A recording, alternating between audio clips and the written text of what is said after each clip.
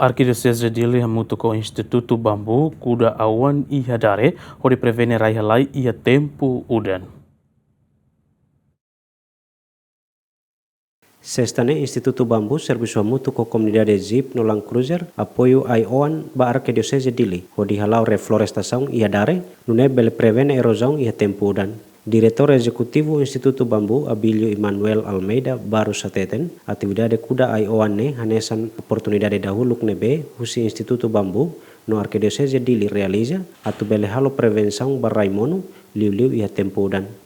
E pela primeira vez Liusi Instituto Bambu hamutuko comunidade Sirnabe Makin Hotemi hamutuko cardial mai kuda au hene Unsa aproveitamos atu halo sensibilização ba prevenção rai ba inundação sedimentação nebe makin ia acontece ia Dili portanto ini ami começa halo prevenção esse dari e foco Sirnabe makin pertence cidade Dili. Bem,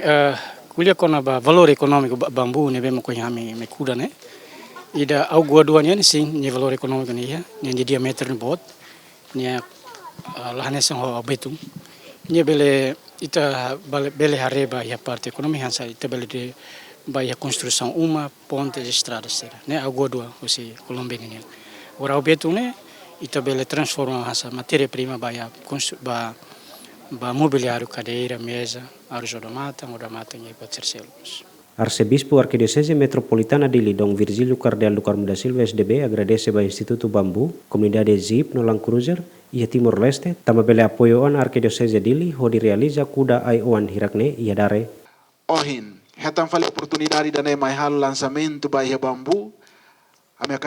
Ami contente tebes, cara agradece tebes ba ia excelência ministro, hamuto ko direção toma ia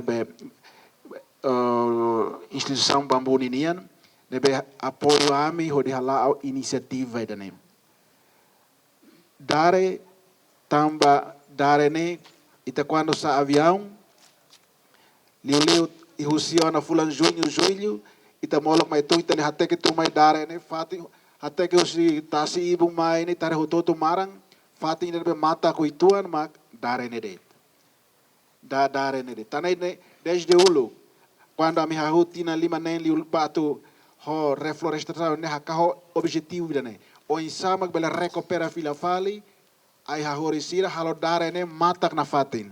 Au oan nebe Instituto Bambu apoio ba Arquidiocese Dili hamutu krihun idaresin ba kategoria mitigação, prevenção, conservação no tuir plano se for apoio mos ba município Sira liu área Sira nebe identificado risco ba Raimono. João Bosco Dias, Ziemen.